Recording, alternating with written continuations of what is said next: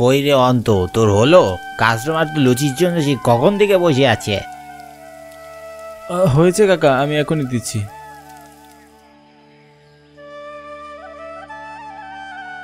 এই তো কদিন এই কাজ শিখে গেছিস, ভাবিকে বলে কাজটা স্থায়ী করে নিয়ে নে। এত পড়ালেখা করে কি করবি? হ্যাঁ জি কাকা, আমি মাকে বলবো।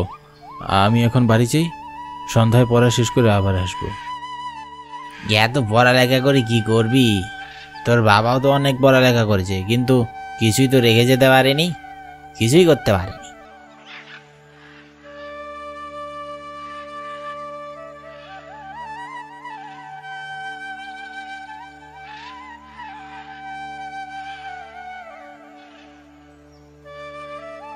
মনটা আজ একেবারে বিষণ্ণতায় ভরে আছে। বাবাকে আজ বড্ড বেশি মনে পড়ছে। আমি অন্ত দাস, বাবা মার একমাত্র সন্তান। বাবা আমাকে রেখে সেই ছোটবেলায় মারা গেছে। বাবার ইচ্ছা ছিল আমি বড় হয়ে ডাক্তার হব, আর তাই তো মা শত কষ্ট সহ্য করে আমাকে পড়ালেখা শেখাচ্ছে।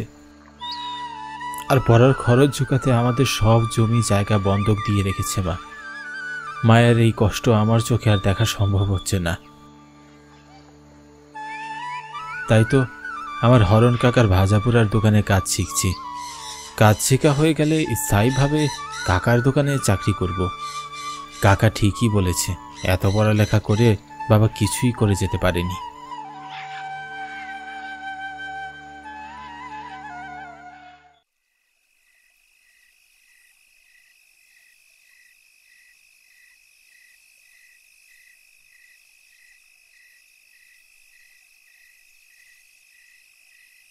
কাকা, কাস্টমার তো সবাই চলে গেছে, আজ আমি যাই? হ্যাঁ যা, আর তার আগে কিছু কথা শুনে যা। কি কাকা? কয়েকদিন থেকে আমি খুব বাজে একটা স্বপ্ন দেখছি। কি স্বপ্ন? স্বপ্নটা খুবই বাজে। প্রায় রাতে তোর বাবা আমাকে ডাকে, আমাকে বলে আমাকে সে নিতে এসেছে। আমার মৃত বাবা আপনাকে ডাকে কি করে? হ্যাঁ, স্বপ্নে তো এই সবই সম্ভব।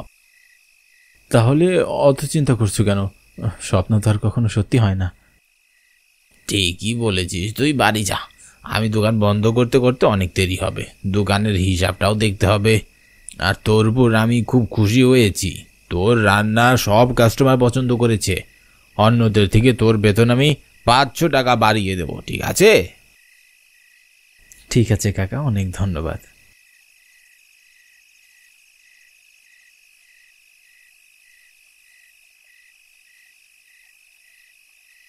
গ্রামে একটু রাত হলেই সব কিছু নিস্তব্ধ হয়ে যায়। এখন রাত আনুমানিক 9টা বাজে।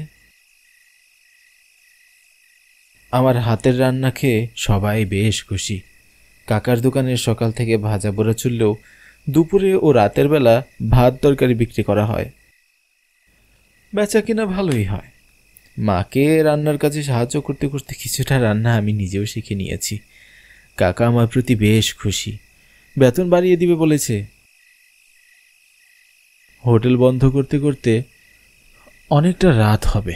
কাকা দেরিতে বাড়ি ফিরবে, আমি তাই আগেই চলে আসি। তবে কাকার কথা শুনে আমার কিছুটা চিন্তা হচ্ছে। মা বলে মৃত মানুষকে স্বপ্ন দেখা ভালো নয়, আর যদি মৃত মানুষ নিতে আসে তাহলে ব্যাপারটা নাকি অনেক খারাপ। যদিও আমি নিজে এসব বিশ্বাস করি না। আমার বড্ড ক্লান্ত লাগছে। কাকার হোটেলে রাতের খাবার খেয়ে এসেছি, এখন বাড়ি গিয়ে একদম ঘুমাবো। বিছানায় শুতেই আমি ঘুমিয়ে পড়ি। ঘুম ভাঙে কারো ডাক শুনে। তাড়াতাড়ি আয়। বাইরে কেউ আমার নাম ধরে ডাকছে। কণ্ঠটা বেশ পরিচিত মনে হচ্ছে। হঠাৎ রাতের বেলা কে ডাকবে আমায়? আমি চিন্তিত হয়ে দরজা খুলে বাইরে আসি। বাইরে তো কেউ নেই, তাহলে আমার নাম ধরে ডাকলো কে? আমি বেশ চিন্তায় পড়ে গেলাম। আমি এখন রাত আনুমানিক 1টা বাজে।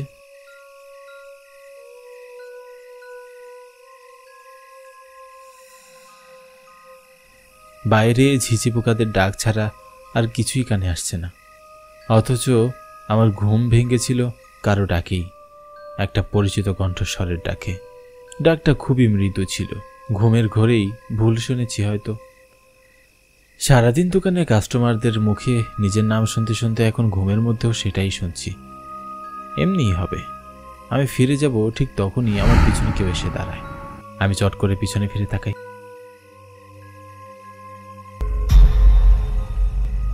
কিন্তু কেউ নেই। বুকের ভিতরটা কেমন অজানা ভয়ে কেঁপে উঠল। মা বলেছিল হঠাৎ রাতের ডাকিয়ে বাহিরে বের না হতে। মায়ের কোনো কথাই আমি রাখছি না। আমার স্পষ্ট অনুভব হলো কেউ পিছনে এসে দাঁড়িয়ে আছে, তার গরম নিঃশ্বাস আমার কাঁধে পড়ছে। কিন্তু কি আশ্চর্য, পিছনে ফিরে আমি কাউকেই দেখতে পেলাম না। বাড়ি ফিরে যাব তখনই আমার নাম ধরে কেউ ডাকতে লাগলো, অন্ত যাস না। এই পরিচিত কণ্ঠস্বর শুনে আমি থমকে দাঁড়ালাম।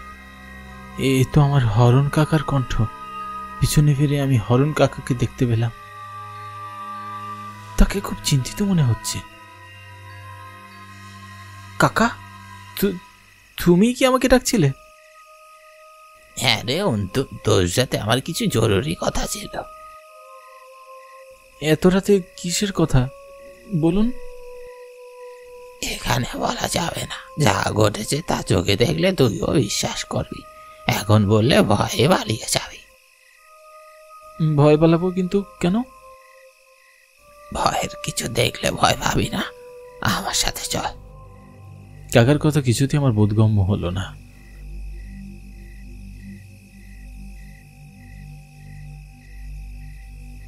কাকার পিছনে পিছনে হাঁটছি। অন্যদিন কাকার সাথে কোথাও গেলেও কাকা অনেক কথাই বলে, কিন্তু আজ সে একেবারেই নিশ্চুপ, নিস্তব্ধ এই গ্রাম। সবাই এমন গভীর ঘুমে আচ্ছন্ন, শুধু জেগে আছি আমি আর কাকা আর ঝিঝি পোকারা। আজ হয়তো অমাবস্যার রাত, চারিদিকে ঘুটঘুটে অন্ধকার। ঠান্ডা বাতাস গায়ে লাগতেই শরীরের লোমগুলো সব দাঁড়িয়ে গেল।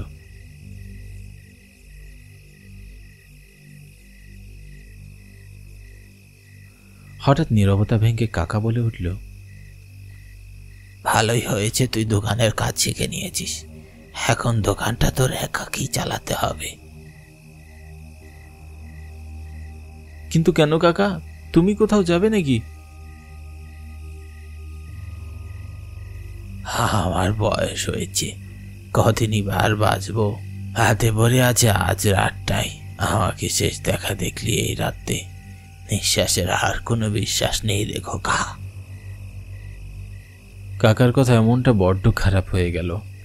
কাকা আমাদের সাথে অনেক অন্যায় করেছে। দাদার দেওয়া বেশিরভাগ জমি গায়ের জোরে কাকা আত্মসাৎ করেছে। এতে আমার বাবা প্রতিবাদ করেনি, কিন্তু আজ কাকার কথায় কেমন যেন বুকের মধ্যে একটু কষ্টই হচ্ছে। তোদের সাথে অনেক অন্যায় করেছি, তাই প্রায়শ্চিত্ত করতে চাই। দোকানটা তুই রেখে দিস, আমার ছেলে রাজতকে কিছুই দেব না, আমি তোর নামে সব লিখে দিয়েছি। হঠাৎ কাকার এমন পরিবর্তন দেখে অবাক লাগছে। কাকাকে গ্রামের মানুষ খুব একটা পছন্দ করে না। কাকা আর আমি দোকানের কাছে চলে আসি। দোকান খোলাই ছিল, মিটমিট করে আলো জ্বলছিল। কাকা হঠাৎ পথের মধ্যে দাঁড়িয়ে গেল। তুই যা খোকা, দোকানে যা, আমি একটু এখানে দাঁড়িয়ে থাকি।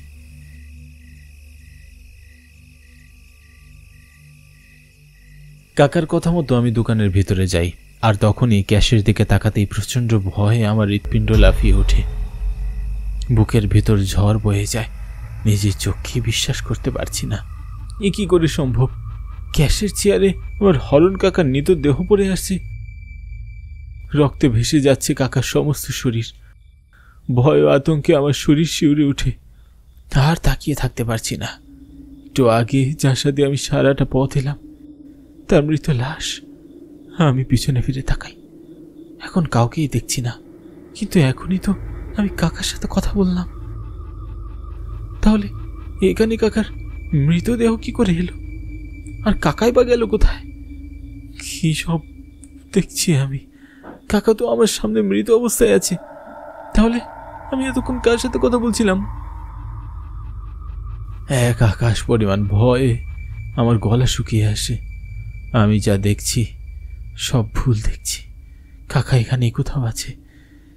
টেবিলে মৃত যে আছে সে কিছুতেই আমার কাকা নয়। আমি আমার হরণ কাকাকে ডাকতে লাগলাম, কাকা, ও কাকা, কোথায় গেলে তুমি? ও ভয় করছে, কাছে এসো না কাকা। আমার কথায় ক্যাশে পড়ে থাকা কাকার মৃতদেহটা নড়ে উঠল। ভয়ে আমি থক করে উঠলাম। কাকা চোখ খুলে আমার দিকে তাকিয়ে আছে, চোখে রক্ত পড়ছে। কি বিভৎস চেহারা কাকার। কি ভয় পাচ্ছিস? ভয় পাস না, আমি তোর কোনো ক্ষতি করব না। আমি কিছুই বুঝতে পারছি না কাকা, কি হচ্ছে? আর বলিস নে, রাত বিরেতে দোকান খোলা রাখাই কাল হয়ে দাঁড়ালো। তোর কাকি কত বলেছে এত রাতে দোকান খোলা না রাখতে। তোর কাকির কথা না শুনে ভুল করেছি। ও কাকা, আমি কি স্বপ্ন দেখছি? তুমি ঠিক আছো তো? না রে, তুই সত্যিই দেখছিস আমি আর বেঁচে নেই। গ্রামে এখন ছিনতাইকারীর প্রকোপ বেড়েছে। যেই দেখলো দোকানে কেউ নেই, অমনি আমাকে এসে হুমকি দিয়ে আমার সারাদিনের আয়ের টাকা নিয়ে নিল এবং আমাকে হত্যা করলো। তুমি কি টাকা দিতে চাওনি? আরে, আমি তো সব দিয়ে দিয়েছি। পশ্চিম পাড়ার বকাটে ছেলে নিতাইয়ের কাজ চিনতে পেরেছি বলে আমায় আর বাঁচিয়ে রাখলো না। কাকা, আমি কি করবো এখন? পুলিশ ডাকবো? পুলিশ আর ডেকে কি হবে? কাল সকালে সবাই জানতে পারবে ছিনতাইকারীরা নিজেই সব পুলিশের কাছে স্বীকার করবে। ওদের এমন ভয় দেখিয়েছি, ভয়ে রাস্তায় জ্ঞান হারিয়ে পড়ে গেছে। কাকার কথায় আমার প্রচন্ড মাথা ঘুরছিল। কাকার বেঁচে নেই এটা বিশ্বাসই করতে পারছি না। চোখে ঝাপসা দেখছি। আমি ওই ক্যাশে কাকার নিথর দেহর পড়ে থাকতে দেখে ভয়ে কাঁপছি। আমি জ্ঞান হারিয়ে ফেলি, তারপর আর কিছুই মনে নেই।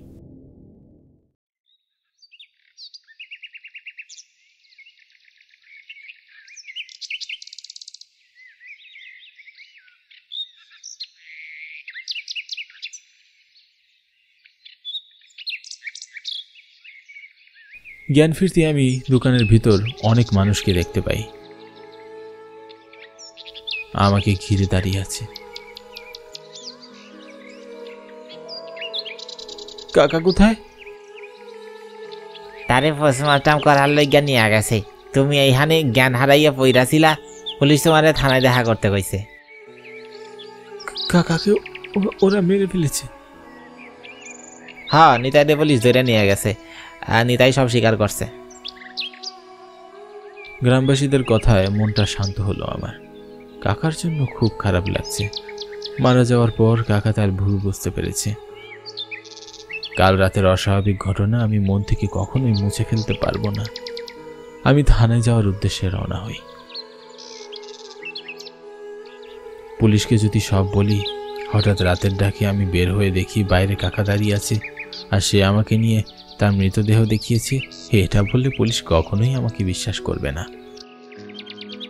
আমাকে অন্য কিছু বলতে হবে আমি হোটেলে গিয়ে দেখি কাকার রক্তাক্ত দেহ ক্যাশে পড়ে আছে। ভূত প্রেত সম্পর্কে আগে আমার বিশ্বাস ছিল না, কিন্তু এখন আমি বিশ্বাস করতে বাধ্য। নিজের চোখে যা দেখেছি তা তো অস্বীকার করা যায় না।